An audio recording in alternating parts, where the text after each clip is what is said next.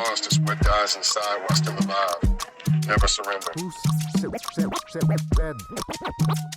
said that? I got a quote for y'all today. And here it goes. My father told me never to take my foot off a ladder to kick at someone who was kicking at me. When I did that, I would no longer be climbing. While they are kicking, my father told me, I should keep stepping. They can kick only one time. If I continue to climb, they would be left behind. In trying to hurt me, to impede my progress, they would get left behind because they allowed themselves to get sidetracked from their agenda.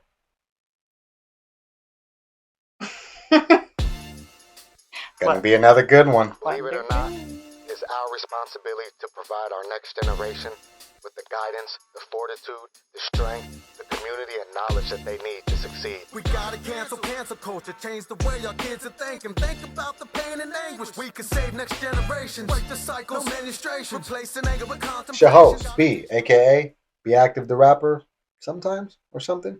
Yeah, and I'm Priscilla Z. I also have been known to be called Fancy, if you haven't heard, but that's a nickname that a 3-year-old once gave me because she was telling her mom she wanted to hang out with that fancy lady that wears those fancy things, that drives that fancy car. And so the 3-year-old named me Fancy. Welcome to Pie Talk, everybody.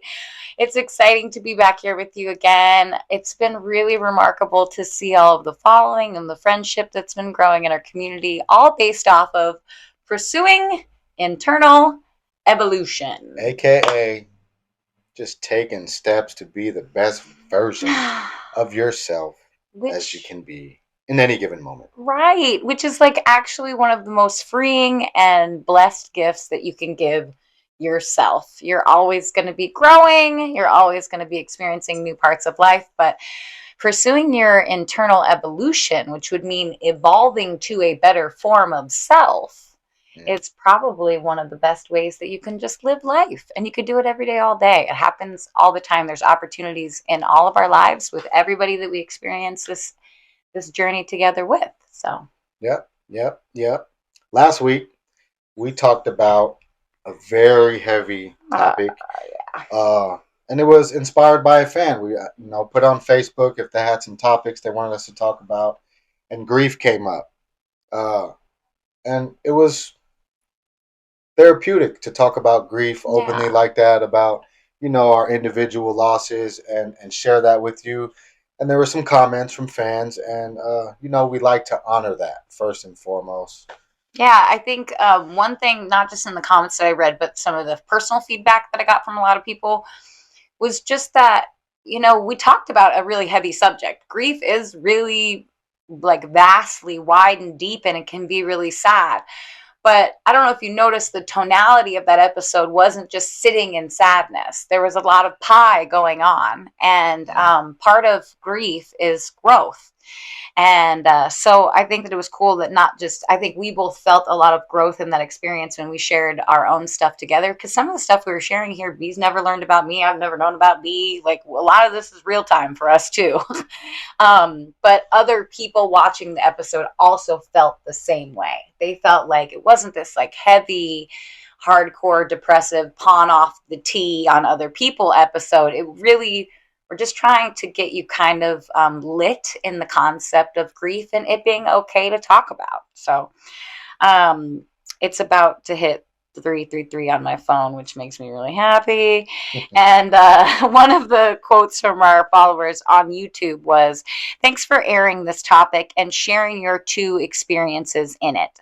There's a heart." And then they said, "Sorry for your losses. Stay blessed." And we really appreciate that. That's lovely. Our good old friend Star. She said, "Oh, the quote about grace meeting us where we are at. That's absolutely fire. I love the idea of Pie support group on live." And she said, "I'm not a fan of going live, but I would for this." So I love that openness and honesty. Next time we go live, you're getting a personal invite. Yeah, I also have another quote that I got today that I was like, ooh, I'm bringing that up on Pie. But they said that, and I believe this too, because B and I don't really have like these big like meetings before we come in.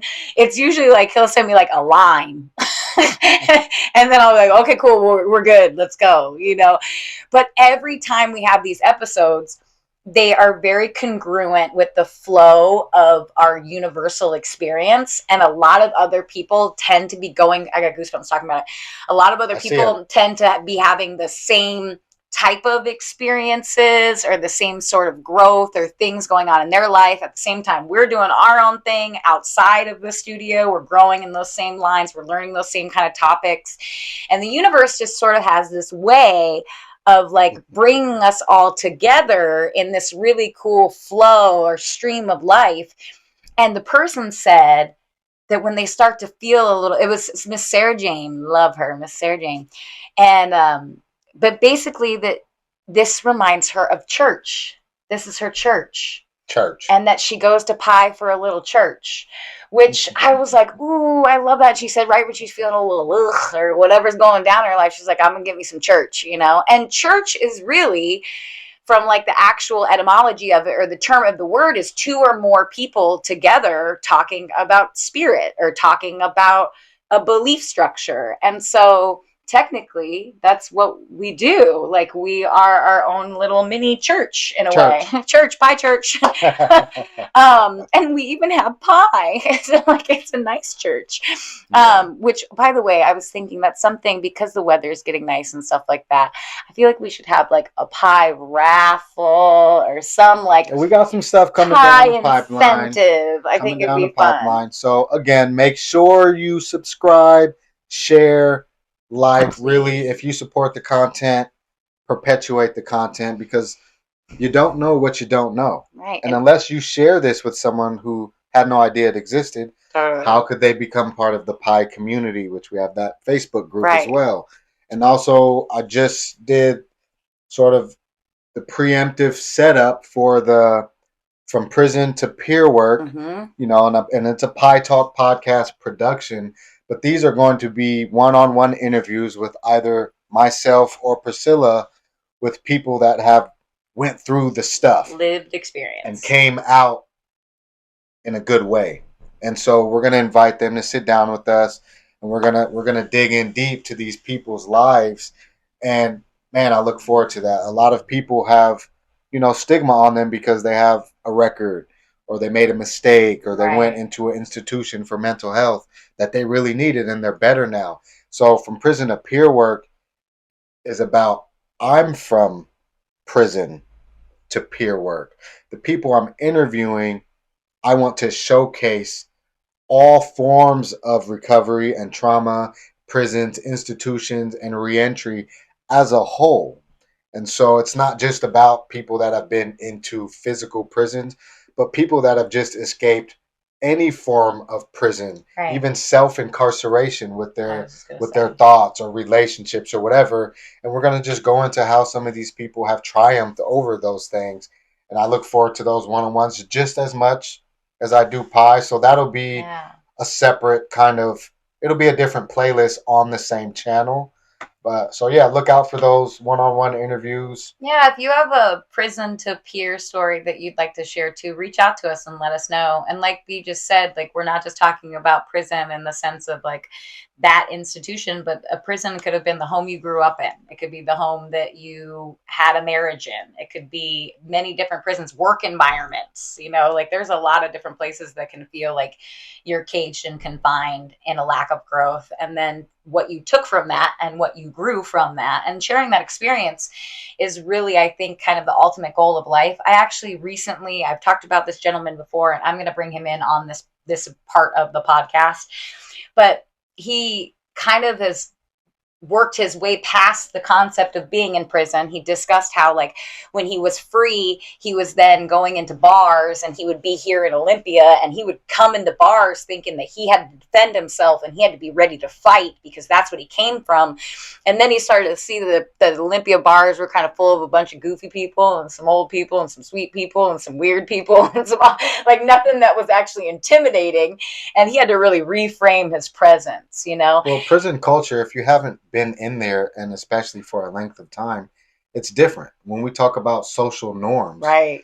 the social norms inside of a prison structure and the politics is vastly different than society's social norms. 100%. And then there's cultural aspects that compound, and that's a whole different conversation, whole different episode. Right. And maybe they'll get into it in their interview. I think we will. Something, though, that comes full circle is when I was speaking to him about his story, he kind of got to the end of his story, like where he is right now in his life.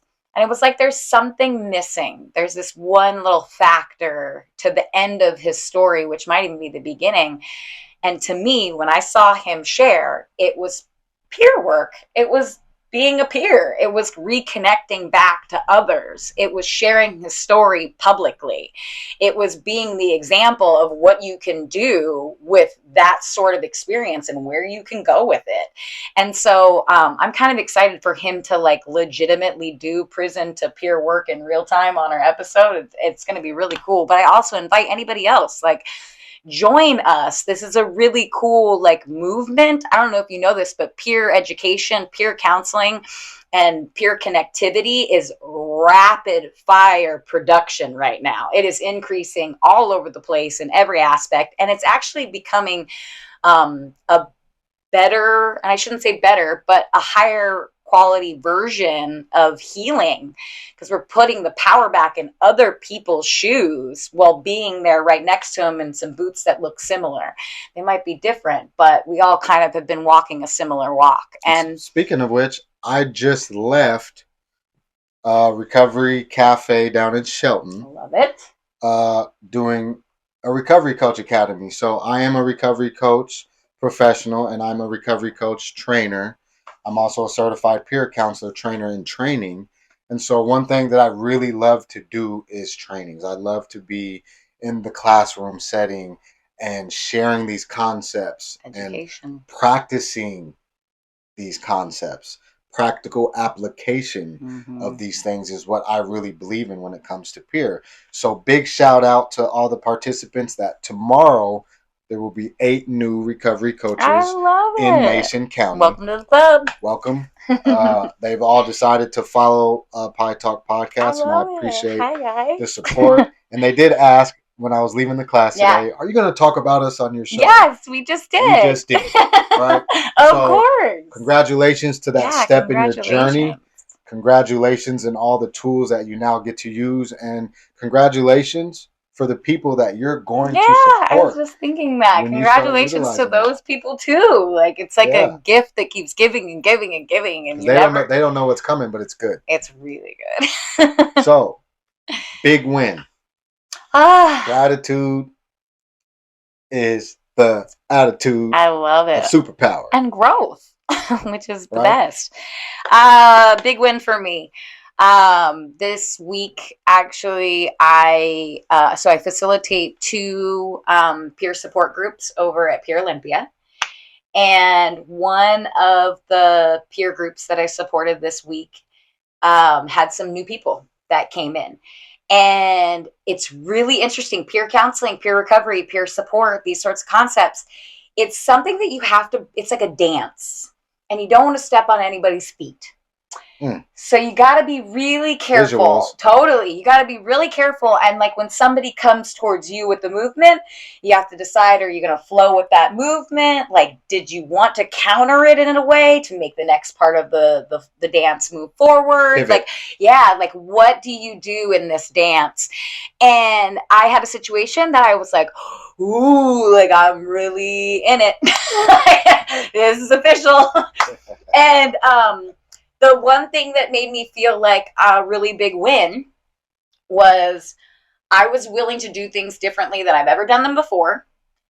I was willing to see people for where they are at, not what I expect of anybody. I wasn't invested in any outcomes. And I was so diligent about this, like, I want to say like a big booklet of resources. I was like, I have this. And if I don't have anything in this booklet, I got some other people over here that have a booklet too. And I have phone a friends I'll call. There are so many people we could find resources that fit the needs of those individuals. And I was able to do it. And at the end, it felt very successful. And to be really real with you, at the beginning, I was a little scared. I was a little like, oof, I don't know if I have the tool set to handle this. But it wasn't about me handling anybody or being the one that had all the answers. It was about me being a resource, an advocate, a listener, and really maybe offering a little bit of faith that there are other options out there that people haven't seen before, and that it's okay to be where you're at, because the systems and structures that have been in place so far have not suited the needs of everybody. They haven't been tailor fit. And right now, with this peer recovery, peer counseling concept, we're trying to make individualized plans for recovery, because there's no one way to do this at all. And so anyways, it felt beautiful. I felt really proud of myself. I also, like, it's like a muscle. I felt like I was doing like recovery push-ups, you know? And so by the end of it, I was like, ooh, I feel a little bit of change here, and I like that. And it's going to give me some more strength for the next adventure. And then I got a phone call for another adventure. Woo-hoo. So it's just going to keep going, you know? But yeah, I've been doing peer recovery push-ups, and I like it. Wow. Thank you for sharing your big win. Yeah, what you got? Honestly, this is super cool. So some of you that have been following, you probably know we are engaged in sort of a mentee mentorship relationship when it comes to a lot of the peer work and stuff like that.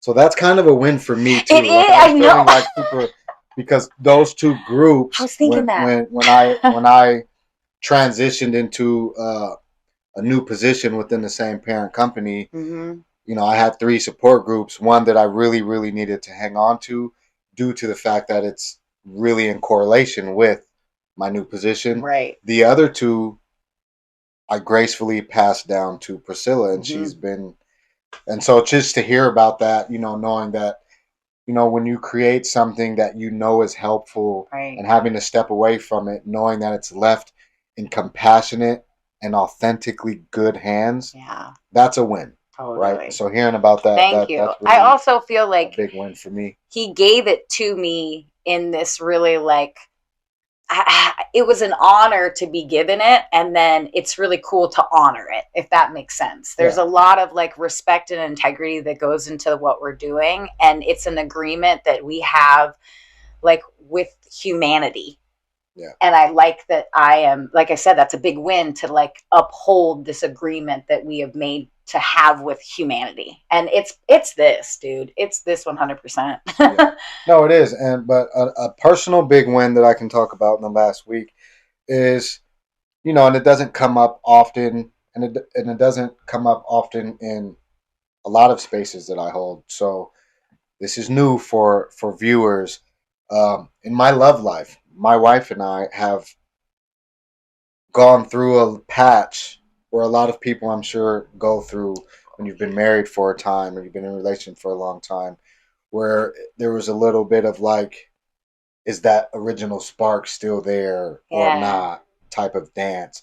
And lately, I feel it has been rekindled. Cool. And not really a lot of effort per se was put into it, but it just kind of just, from my end, is more like I've just been listening more. And I'm not really a big talker about like, oh, I love you so much and blah, blah, blah, blah.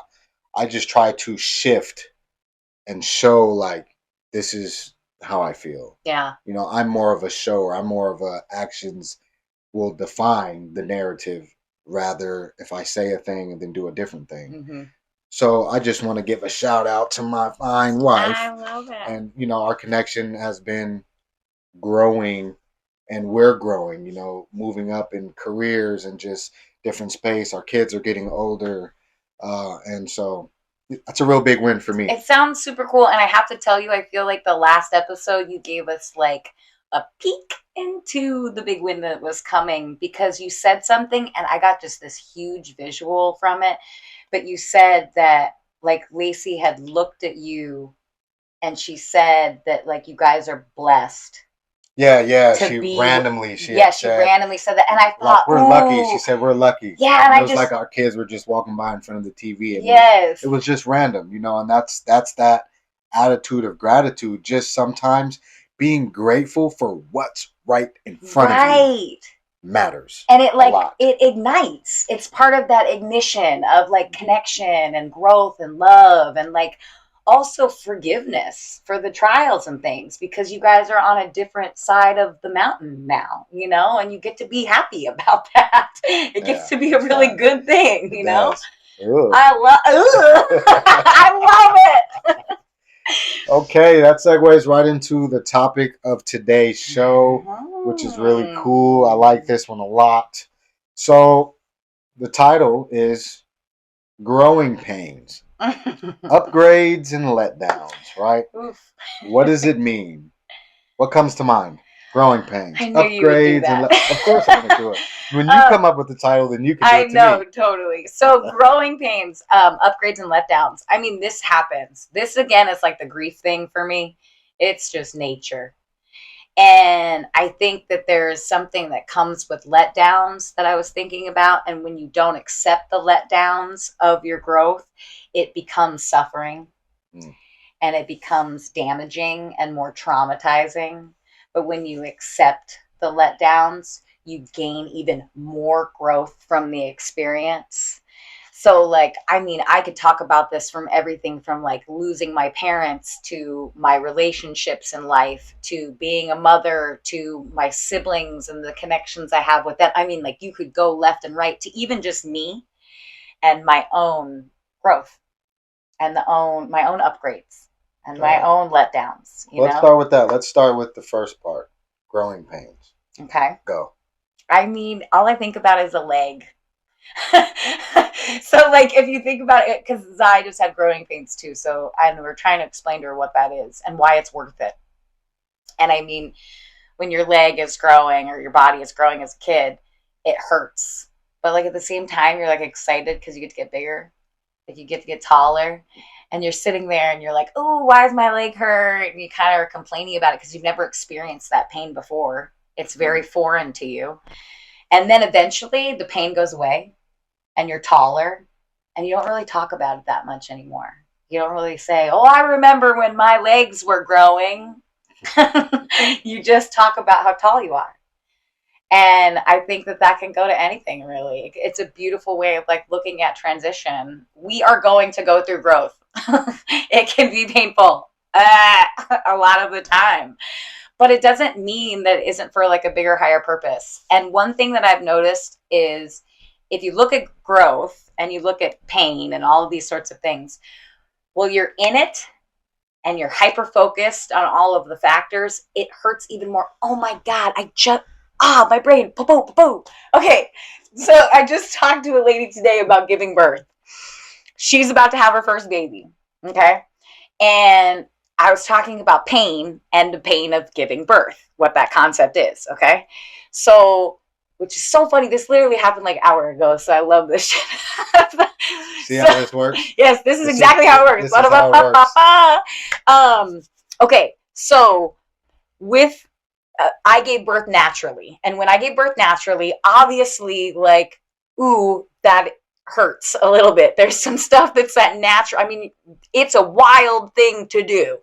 Now, when I gave birth naturally, my body provided me with everything that it needed from the contractions forward. And so now if I ever have another baby, I want to approach this in a way different way. And I've learned a ton about this in just like learning about other women that have given birth. But when a contraction happens, okay, the contraction is helping you. Women aren't gonna have a baby. They can have a baby. No, you're going to. There's no like can or I'm gonna do this. No, you absolutely will be doing this, okay? So the contractions are actually going to help you get that baby out. When you resist, when you conflict with it, that's when you're in pain. That's when you're in suffering. So there's some women that go through birth, and when the contraction happens, they're grateful for it. Mm-hmm. And they allow it to do what it's doing. And they almost like sink into the fact that it's happening versus pushing it away. And when they do, they feel less pain. And so I told the woman, because the best way to understand this, if you're not a woman and you're not giving birth or whatever, it's the same concept of like the drunk guy in the car accident. Okay. The drunk guy in the car accident is just doing whatever his body doesn't feel. So he's just going when he's in the car accident. Now, the person who isn't drunk, the person who's present, is rigid and is afraid and is protecting themselves, and they get in more pain. They are the ones that break their arms. They're the ones that die in the car accident. Now, I'm not saying go be a drunk in the car in order to survive, but it's the concept of when you are fluid with the experience, you are less likely to inflict more pain and more trauma in whatever it is that you're experiencing. And majority of the time, your body will do everything that it needs to protect you. So even though there was growth and pain happening in the process of me giving birth, 3 months, actually, you could ask me like the next week after I gave birth if I was going to have another baby, and I was like, nope, because I could remember a lot. Then 3 months later, you could ask me again, and I was like, maybe. And then 6 months later, I was like, yeah, I could totally do that again, because my brain did all this really cool chemical stuff. And I could only remember how I grew, the positive things that happened, and the pain that was happening in that day was far, far, far away from my visual reference. I couldn't obtain that same pain, just like the growth pain that happens when you're a kid. Well, I mean, when you put it like that, you're also comparing that to 3 months of this new life. Yeah. That is like super going to outshine that one day of giving birth. 100%. Experiencing the joy of this new life every single day, watching this child grow and do cool things and become more and more and more and more, and still 4 years later, super awesome child. You know what I'm saying? What I want to talk about is when we decide to make big changes. First of all, congratulations to you, because you have taken a step that requires quite a bit of courage. A lot of people fear bravery. Change.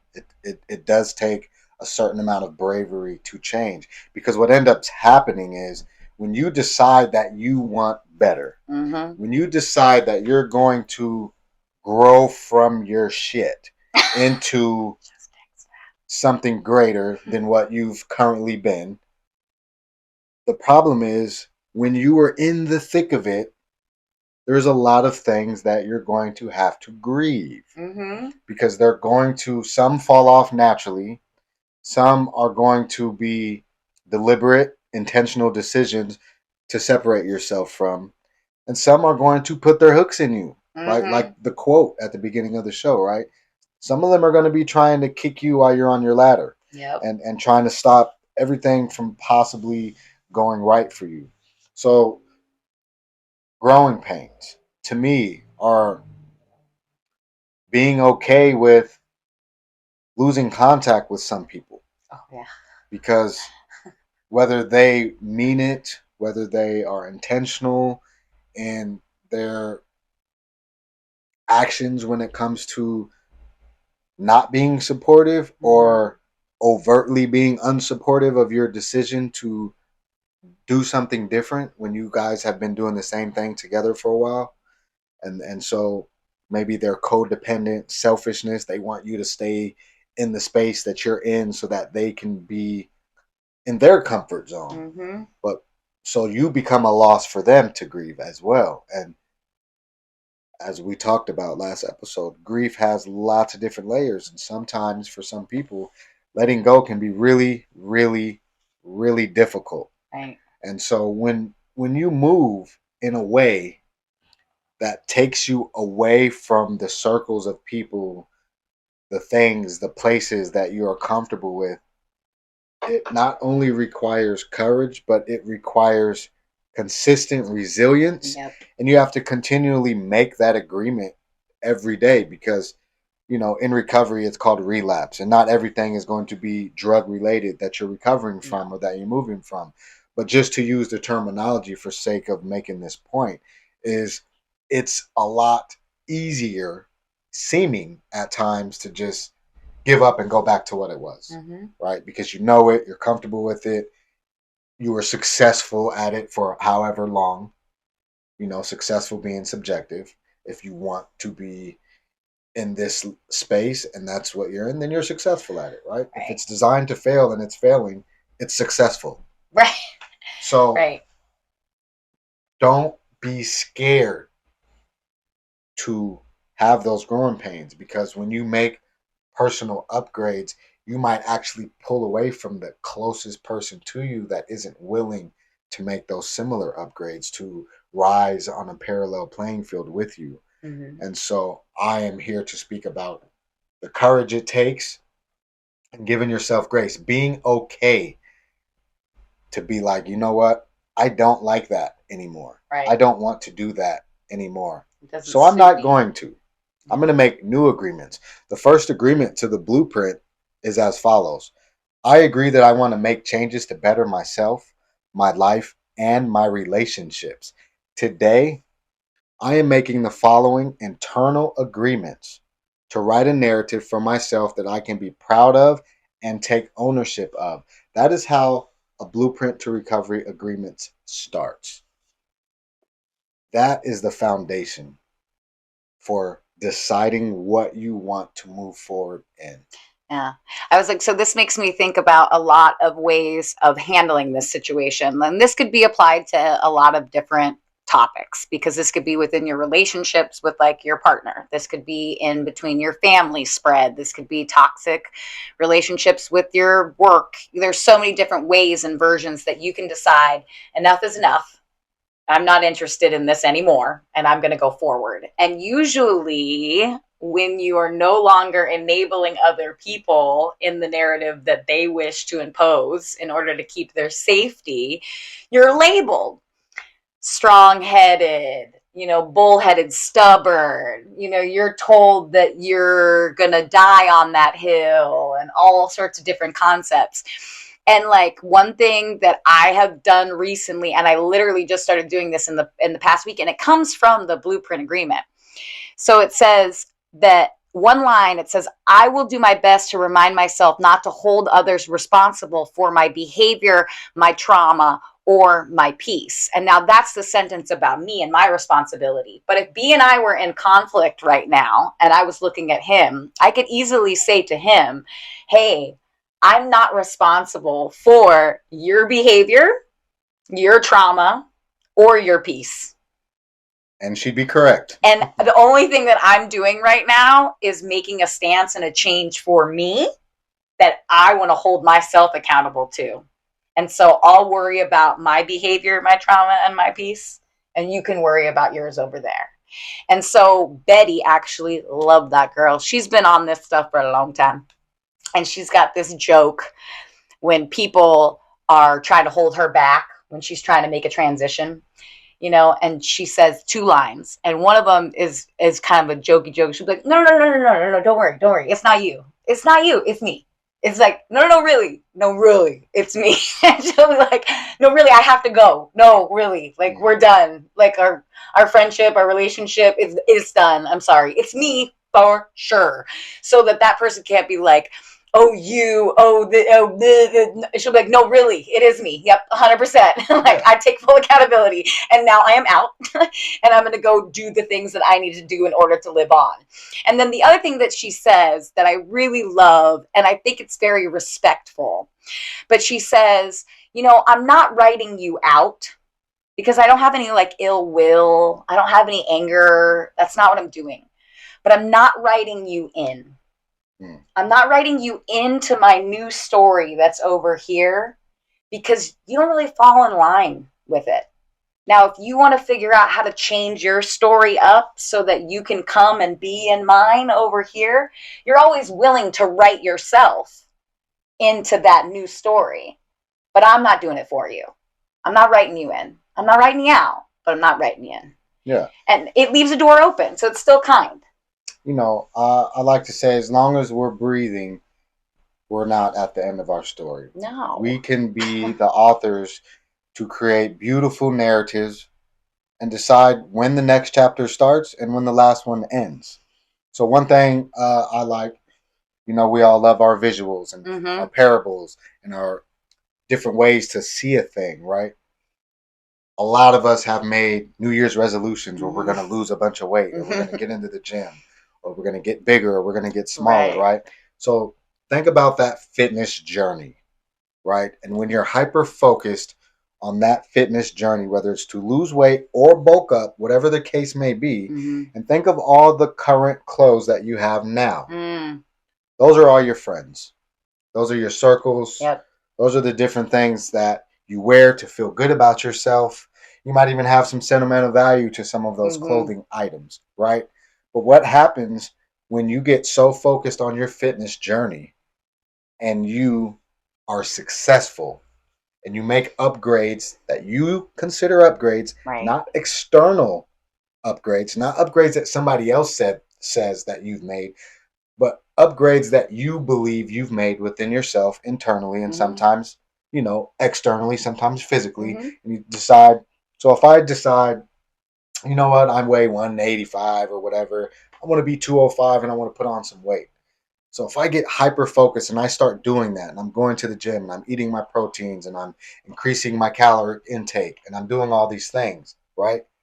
What happens naturally is I have to buy bigger clothes. You do. Because the old clothes just don't fit. It's not a negative. Nope. It's not a positive. It's a fact. It's just the fact.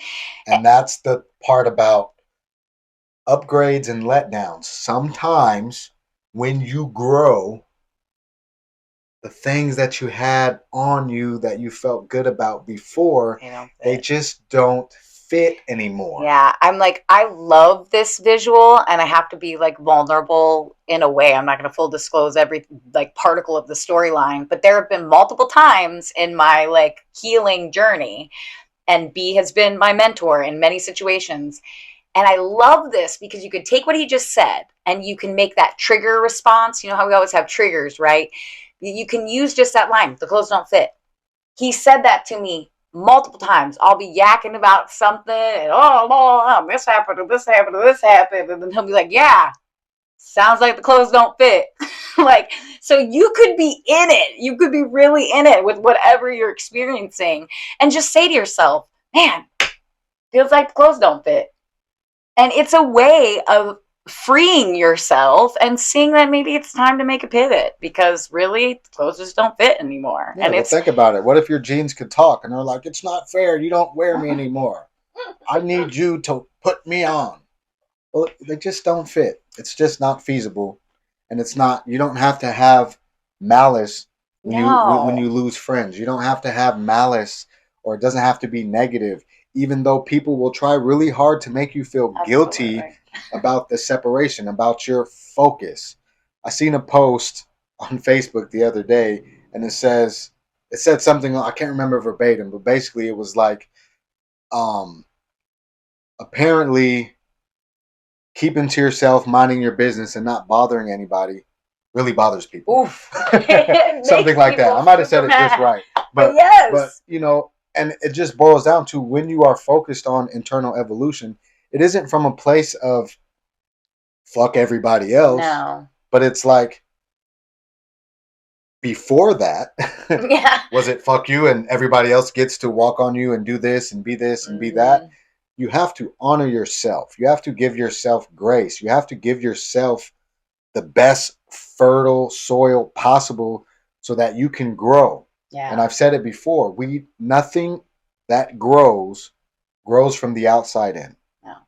Everything is planted and it grows from the inside out. 100%. You have to be the best soil you can be for your own internal growth and evolution. Yeah. And in the process, things are going to fall off. People, sometimes you might just stop liking a thing. I remember I was in my 20s when I decided I liked pickles on my hamburgers. Right. Or when I started requesting tomatoes. Like, yes, damn, those tomatoes snuck up on me too. Like, straight up. I remember being young, like, oh, no tomatoes, no pickles. And then one day it was like, and it was a random thing too, like a quarter pounder. And I was like, you know what? Throw a tomato Get on a tomato on there. Bacon. And from then on, I love tomatoes. And then sometimes it's, if something's in alignment with a goal or a purpose, it can change the way you perceive it. So I found out in my physical fitness health journey that tomatoes is a natural source of amino acids, which help with muscle rejuvenation after workout. I was incarcerated, so we weren't allowed a whole bunch of supplements and things. So we did our research on the things that we could eat. And that is a very natural source of amino That's acids. awesome. Amino acids help you replenish your muscles. They're great for your heart too. Yeah. And so, when you're in the process of growing and doing things differently, or if you're in the pre-contemplation stage where you're contemplating making changes, don't let the potential for those clothes no longer fitting be the reason. Yeah. I do want to talk about two things. So you don't owe anybody an explanation, nor do you need to get anybody's permission to change and move on and grow.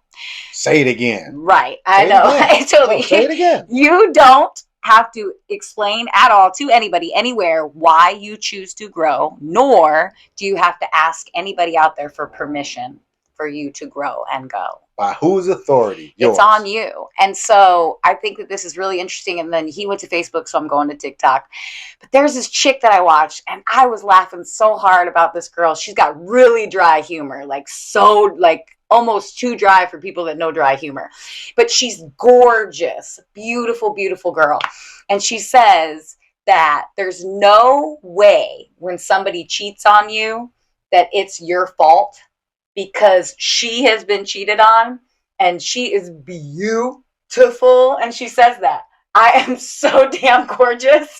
And she says, I am so funny, like stupid funny. And she says, I am so smart, like off the charts, genius. And she goes, and somebody cheated on me. So clearly it is not that person's fault. It is the other person. And the other thing that she kept doing from this, she got some nasty comments and people are like, ooh, can't you be humble, calling yourself pretty, and they start to dig at her, right? And she explained this concept of pretty. And I loved this so much. She said she calls herself pretty because it has been weaponized against her whole damn life. Men would call her pretty little thing when she was 5 years old. Oh, your daughter's so pretty. Then she was a teenager and the boys would holler at her from the car. Oh, you so pretty, you so pretty. One time a guy on a bus went to her and made her stop calling her pretty, pretty, pretty. And he wouldn't let her off the bus until she called him daddy. Okay, so like creepy stuff that all started with the word pretty. But what she started to notice is she called herself pretty, right? That made people uncomfortable. So everybody else could use it to make her feel uncomfortable. But the second she said it, it is a problem. Now we're going to make you all feel icky, like ew and no. And so she started to call herself pretty all the time. She'll say it in front of anybody any day. She's pretty. She knows she's pretty. And she lives in that. Now, what she just did there is she took a situation to where she was disabled by whatever, society, structures, systems, belief things that are gross. They deemed her down. She took ownership of it, decided to take that word, make it her own. She wasn't going to feel icky about being pretty anymore. And now she gets to say she's pretty however much she wants, wherever she wants. People can bark and talk. They can write their, that's bad. They can write their little messages in on TikTok and say everything harmful or hurtful to her that they want to, but it does not matter to her. Her narrative has changed. Her power has changed, and she's okay with who the hell she is. And that's that. And it ain't nobody else's business. It's just hers. She has transformed herself in her belief structure to then line up that spine, and her growth and development through her whole lifetime gets her to the place to where she gets to be who she wants to be, wherever she wants to be, when she wants to be it. And she doesn't owe anybody an explanation. Nothing. It's beautiful. I think that the concept of owning things that have maybe been a struggle, that pain or whatever, those concepts of suffering, and deciding that you get to do whatever you want to do with it is going to be the freedom that we all deserve. I love it. Yeah. It's a good segue into another one of the agreements. I'm sitting here looking at it, right? And there's two of them back to back that really go hand in hand. So I agree to be better than I was yesterday, to be the best version of myself in any given moment, Right. and to focus on what I can do, what I control, and what I invest my energy in. Now, that is followed by the next agreement, which is I agree to love myself first, putting positive energy, thought, time, and action into my own well being, and treating myself as if I am my own very best friend by acknowledging my strengths, appreciating my beauty, and protecting myself in all ways. And I say that all the time, and I actually say it to my wife a lot, and I say it to Priscilla quite a bit, and I say it to my friends that I talk to when they come with like some tea or like some, they might be in crisis, and it's because of someone else. They're telling me it's because of someone else, and my rebuttal is usually, you got to protect your peace. Right. You are responsible for the protection of your peace. I'm like, I did both of those agreements today, this morning. So it's extra funny. I actually wrote out, someone said, what are you going to do? And I said, I'm going to do what I can control. I'm going to do what I want to spend my time on. I'm going to invest myself in myself, because that's the only thing that I have control over right now. It's just me. And it's actually kind of, I want to say like euphoric, or it's like universal transformation. It's almost like you're in a game and you could be in like this room, and this room's getting hot, this room's getting sticky, this room doesn't feel good, I don't like what's happening in this room, I'm not staying in this room.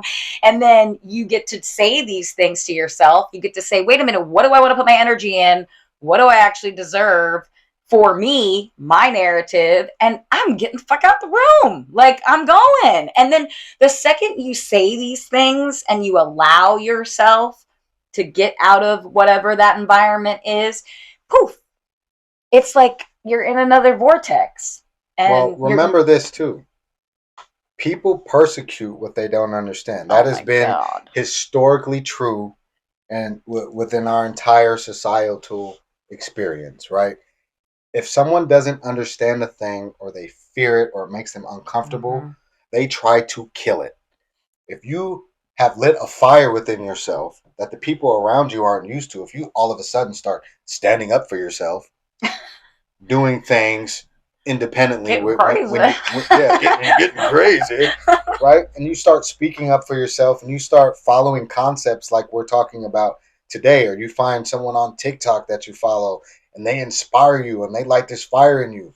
The people that don't understand that change will try to pour water on that. Right. They will try to snuff that spark out because it makes them uncomfortable. Right. Their peace, their trauma is not your responsibility. No, their behavior. And then the other point of this that I do want to recognize, because this is something that I've experienced my whole life, and now when I see it, I can call it out in a different way, or I can identify it so I don't let it penetrate me. But a lot of the times when you're being progressive and you're changing and someone is uncomfortable with that because they don't understand it, they start popping off jokes. And they think they're just joking. They just said that because it's just Josh and you. It's just a joke. Funny microaggressions? Yeah, 100 gabajillion %. And it's a gabajillion. It's such a big number, you don't even know what it is. But like, it's so bad, because this will happen at your dinner table. This will happen at Christmas with your family, the people that are supposed to be super close with you. And they'll make jokes. Oh yeah, I heard you doing that. Right. Oh yeah, exactly. And it's because they're super fucking uncomfortable. And recently, and I'm not going to share the tea, but I'm going to say there was an example. Someone who knows nothing about my current life and my current experience passed off a judgment about things that are going good for me in my life, made jokes, said nasty things, they assumed and projected. And then when I was like, ugh, I don't like this, and I talked to Betty the Guru. Betty the Guru? Betty the Guru. She's Shout like, out stop to calling me a guru. But when I talked to Betty, Betty said, "Oh, you know what, Priscilla? Hey, don't worry. She's just scared. She's just afraid. She just is afraid and scared of everything she doesn't know." Mm. And I was like, "Damn, Betty. Interesting. Betty done whomped it again." And then immediately, I wasn't mad. I'm not mad at your little petty jokes. Like, you made them because you're afraid. You're fucking afraid of my success. You're afraid of not knowing how I got there. You're afraid of the decisions that I make that are different than ones that you've ever made. And I bet that's scary. Well, there's the other concept too. Like when we're talking about upgrades, growing pains, and letdowns and letting go of people, sometimes when you start making these decisions that create opportunities to advance your life, Mm-hmm. you then can become a mirror to somebody else's insecurities 100%. about themselves. You're a threat. You know what I mean? In a way. And it's So- sad to say that, but people take it as a threat. So when you get to a better place internally, when you make some evolutionary steps with intention, this segues into another of these agreements is I agree to connect with others in a positive and authentic way. Mm-hmm. I can accept that curiosity fosters connection. I agree to look for the commonalities among others and myself and practice open-mindedness when confronted with something new by asking questions that are meant to seek understanding and promote unity. Curiosity fosters connection. So if someone's microaggressing or using microaggressions in the form of jokes or whatever in a response to you sharing, hey, I'm doing this new thing. I just started this yoga class, or I just started this new book, or I'm watching this new podcast. It's really opening my mind to things. I want to start becoming a better version of myself. And their response is negative. Ask why.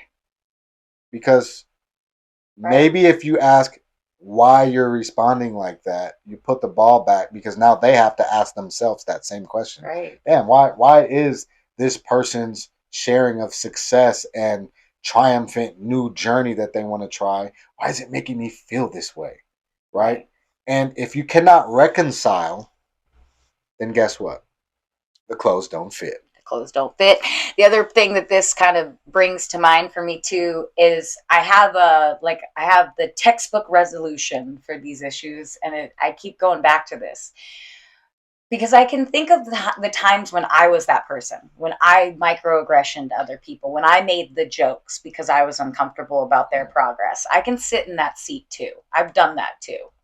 Now, the reason that I was doing those things was because I wasn't confident. I wasn't secure. I didn't care about myself, didn't love myself. So, and I took everything personally. So somebody else's success or someone else's movement would then be turned into them trying to come at me in some way, which really, it's none of my business. I should have even been involved in myself. So one way that we can internally work on ourselves so that we don't become the perpetrator of this stuff, and then even for the others, we want to pray and wish on to them confidence, self-love, and security. Because if everybody is within themselves working on their own pie, their own internal evolution, then we're not all going to be walking around barking and talking about things that are none of our business to be talking about in the first place. We're not going to be taking everything so personal. Somebody else's success over there is their success. Let them have it. None of your business. Go make your own. Like we talked about the term a couple episodes ago, that people have their private reality. Yeah. Right? We are near the end of the first segment, so before we get into the last half of the podcast, where Priscilla reveals the answer of the quote from the beginning, last final thought I just want to say is it's okay to be you. Yeah. Give yourself grace. Understand that just because somebody has resistance to your change, it's still your change. Yeah. You own it. You are the narrator, you're the author, you're the creator of the quality of life that you believe you deserve. Yeah, and a good friend of mine, his name is Dennis, but he always says this line, and I've kind of taken it a couple times from him, and he says that he doesn't own the copyright, so I get to share. But if you don't feel loved, wanted, or needed, or if no one's told you today that you are loved, wanted, and needed, you absolutely are. And be it by me or by B or by somebody else out there in the world, you are absolutely loved, wanted, and needed. And we're all glad that you show up for yourself in whichever way you're showing up for yourself. Who said that? Do I just go for it? The big reveal. Now tell us who it is. Da, da, da, da. It's a very funny individual named Steve Harvey. Steve Harvey is an American television presenter, comedian, actor, broadcaster, author, game show host, and businessman. He also, and I'm adding this, is a really great father and husband. He hosts the Steve Harvey Morning Show, Family Feud, Celebrity Family Feud, and the Miss Universe competition. A born-again Christian, Harvey has been married 3 times. He has twin daughters, Brandy and Carly, and a son, Broderick, from his first marriage, and a son, Winston, from his second. Harvey kickstarted his career as a stand-up comedian and soon progressed to becoming an actor. Interestingly, his television and film debuts came along almost simultaneously. However, what shot him to fame was his flagship show, The Steve Harvey Show, which ran from 1996 until 2002. Over the years, Harvey has received 5 Daytime Emmy Awards and 14 NAACP Imagine Awards in various categories. He is definitely one of the most talented American entertainers of the recent decade. Some other quotes by him are, "You're never too old to reinvent yourself," which I love. "Your setback is just a setup for your comeback." Love that. And then here's one which is really fun. Warren Buffett said that he would not invest in any business where the owner hasn't failed at least twice. I love that truly wealthy and successful people understand that failure is part of the process, which is super beautiful. I have to actually tell you, this is so funny because this is one of the compliments that I often give B. But like, I trust B, and I think that he's a really honorable human being. And the reason that I do is because of his growth, because of where he has been and where he is now. And I have seen it in real time in the flesh, and it's remarkable. And so because of that, like Warren Buffett said, like, he's not going to invest in somebody who hasn't failed at least twice. Like, I kind of have that same vibe. Like, I don't want to be around people who have lived their practically perfect in every way lives. I love, which really isn't anybody. Everybody's had some sort of flub up. The people who are authentic about that part of their life, the people who can dive into those sorts of things, those people are the best people to be around. I actually also have a quote right now that I'd like to share from a tiny person that I gave birth to. And she said, we were talking about Palestine, and we were talking about the war that happened, or that's happening right now there. And I was trying to explain to her that war happens all over, and you might not see it. We might not see it here in Olympia. We walked by a memorial that's in downtown. And I said, you know, we might not see it, but right now there are papas that are getting hurt. There are mamas that are getting hurt. There are babies that are getting hurt. There are grandmas and grandpas that are getting hurt. The whole family, lots of people in a family are getting hurt. And she said, and I love this, she said, "I know what to do, Mom." And I said, "Well, what do you think we should do?" And she goes, "I'm going to fight them in their soul."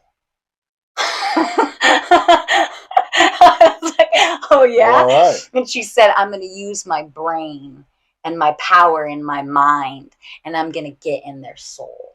And I was like, damn, girl, that's what I'm talking about. That's that transformation that we all need to be thinking about. I'm going to come at everybody with my mind, and I'm going to get into their soul. We could probably take down anybody that way. Yeah. I'm blown away. I love that. I honor that. Totally. And I appreciate you. I appreciate your words and your words of encouragement. And this mentorship has been mutually beneficial. You know, I've learned a lot doing this. I'm really appreciative that we're able to continue to do this and make the time, and that It's super that cool. you create the space, and that, you know, because I believe our priorities should be evident Yeah. in our actions, and not just when our verbal priorities align with our actionable priorities, right? Then get the fruits. you feel good about life and about what you're doing, and how you're moving. And so that being said, do we have a philanthropy shout out, or are we the only philanthropy shout out, I've done it before, but I'm going to reiterate it now because we're talking about growth, and that's like the whole concept about and growing pains. But community youth services is here in Olympia, Washington. There are so many different ways that you can involve yourself into any project that they have to offer. Also, to be super real, foster parents are needed. It's something that right now there's some new laws that switched to where there are so little foster families that they will call the family lineage, and they'll just keep calling until they hit a third, second uncle's, cousin's, brother, sister. Like, they go really far into it because they're that desperate for people to foster children, and especially kids that are in their teens. Speaking of, brain bust. I just met with the Boys and Girls Club teen version, which is right by the old North Thurston High School, kind of in the same parking lot, but it's just right there next to it. It's actually the old Bally's Fitness building, for those of you that are, you know, been around here for a while in Thurston County. Yeah, so there's a Boys and Girls Club that's like 6th grade through 12th grade. Cool. And I'm actually in conversations with them to partner. I love it. With the nonprofit Pursue It If You Want It, which I'm the founder of, to facilitate the school backpack drive and basic needs items, socks, drawers, because a lot of times they get missed. Yeah. You know, they'll give all the little kids everything, and people will throw their pocketbooks and wallets at you know, the youth. But there's that little window, you know, the teenagers that are also just as impacted, and they need things like the scientific calculators or something. And these are some of the things that we hope to raise during this summer. So shout out to both of those, CYS and the Boys and Girls Club. Something that's really huge too to honor is, and especially with this growing pains concept, is that block of children. They're the ones that are in the most like growing pains. Like, they really are. Their brains are fully functioning and developing. They're starting to shape their future and their life. And the reason that I brought up community youth services, and I love that you just segued into the boys and girls teen section, is that a lot of the people that watch our podcast are really on the pursuit of internal evolution. And a lot of you have safe hearts and homes. And so to share that with anybody that's out there in this little teen region, like, you could transform somebody's entire life, even if it's just from the Boys and Girls Club and meeting with somebody and having a conversation or being an active listener. Like, you really could be the make or break in someone's entire future by giving them that chance. So please consider to reach out if you've got the capacity. Let's go with the 4 agreement cards. Love it.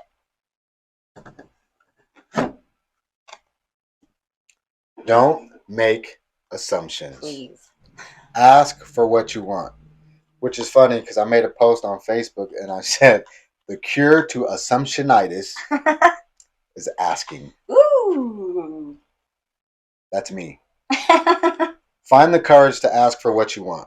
Others have the right to tell you yes or no, but you always have the right to ask. Likewise, everybody has the right to ask you for what they want, and you have the right to say yes or no. Right. I'm like, I love this. We were on the playground with this little girl. She was like 9 years old, and Zai is, 4. And Zai would be like, do you want to go over and play on the slide? And she'd go, nope. And that girl had her no down. Like, and there was no explanation, zero. I looked at her mom and I said, I am so impressed. Like, good on you. And she goes, it's a complete sentence. And I thought, oh, yes, it is. It is. Nope. All right. Mine is always do your best. It says practice makes the master. By doing your best over and over, you can master the art of transformation. By doing your best, the habits of misusing your words, taking things personally, and making assumptions will become weaker and less frequent with time. I agree to that. I'm living it. Mine's also always do your best. Perfect. Stay in the present moment. Keep your attention on today and stay in the present moment. This is the beginning of a new understanding, a new dream. Well, mine leads off of your dream, so that's perfect. Be impeccable with your words. Create a beautiful dream. Your word can create the most beautiful dream, or your word can destroy everything around you. Impeccability of the word only creates beauty, love, and heaven on earth. Amen. Yada. All right. What do we do every episode? We read from Keep Effing Going, written by Joshua Smith and Jordan Davis. Thank you both so much. We appreciate you. And as always, you can find this book on Amazon. And when you do and you purchase it and support them, you're also supporting a nonprofit. So It's kind of the gift that keeps giving. Now, I also have a Facebook page, Keep Effing Going Facebook page. And there's a link right on the page that'll get you right to this book. And I think we keep forgetting to bring this up. They created a board game that goes with this book. Super cool life-like game that incorporates all the different strategies and affirmations and triumphs that are in this book. So also you could probably find the link on the Facebook page for the game. And there's t-shirts and there's other things. Too. Yeah, check them out. I love it. We are on day 18. By all means. Okay, I love it. This is one of my favorite things to do lately. Quiet your mind, visualize positive change, and speak this affirmation with conviction. In the midst of chaos, I find peace within myself. You willing? This affirmation suggests that even when the world around you may be chaotic or stressful, you are able to find inner peace and calm. I love it. It reminds me of Betty Ann, my niece. When she was little, she would go and cross her legs and she would go like this with her fingers. And this was like she had never seen anybody do this. And she'd go, na-na-na-bee, na-na-na-bee. And like things would be chaotic. And eventually she started to sit outside and do this. And she did it her whole life. And then when she was like 5 or 6 years old, we were on YouTube just randomly. And there was a group of monks who were all going like that, and they were praying down, and they were saying, Om-na-na-vi, Om-na-na-vi. And so she was finding meditation and this concept of like calm nature, no matter what was happening around her at a very young age. It's something that I think we might inherently be born with. This is something we have to tap into. Yep. Better than yesterday. I love mine. Hilarious. Yesterday, you said tomorrow. So better than yesterday card 123 says, make a list of 5 things you've been procrastinating on and then tackle doing one of those things. Simply acknowledging what you've been putting off can be a catalyst for you to finally get it done. This is hilarious. I love mine. It's all synchronicity, of course. But mine is call me Bob Ross. And it's better than yesterday, 103. I just happened to call my sister Betty Ross. It says, paint a piece of art and proudly display it in your home.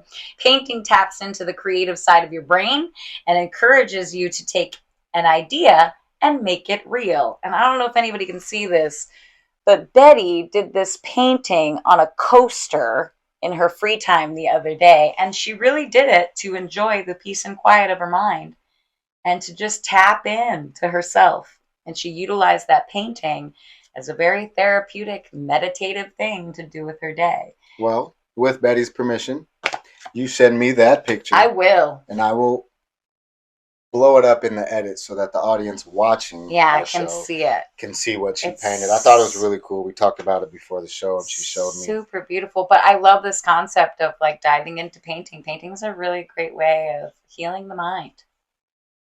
All right. We have time for one of these cards. Oh. Stress less cards. Go to the center of yourself. Oh. Close your eyes. If your body had a center point, where would it be? Feel for it and keep your attention on it. If your center feels small, imagining expanding it like a balloon. Oh. If you cannot find your center instantly, take your time searching. When you find it, relax into the feeling and breathe. Stay here for 5 to 10 minutes. By returning to your center regularly, you will have better recognition of your emotions, feelings, and needs. You will feel more empowered when you feel you live for yourself, not just for others. Amen. And lastly, we have our bucket list wish list. So, what are some people thinking about doing before they kick the bucket? This is a 52-day world cruise. How funny. Well, mine would be something that you could maybe accomplish on yours, but it's see all 7 wonders of the world. Imagine that. Could be a Those really two fun go trip. together. All right. This has been a wonderful journey so far. Appreciate all of you that tune in. Make sure you follow Pie Talk Podcast on any of your major podcast channels. But please support the YouTube channel so that we can grow past 500 followers. That'd be great. And continue perpetuating this goodness. Remember, you don't know what you don't know. So share with somebody who might not know, and maybe they'll take to it and share with someone they don't know. And that's how we organically spread the pie. Right. I love it. It's actually, Betty used to say, you don't know until you know, and then you know. Now we all know. Now we all know.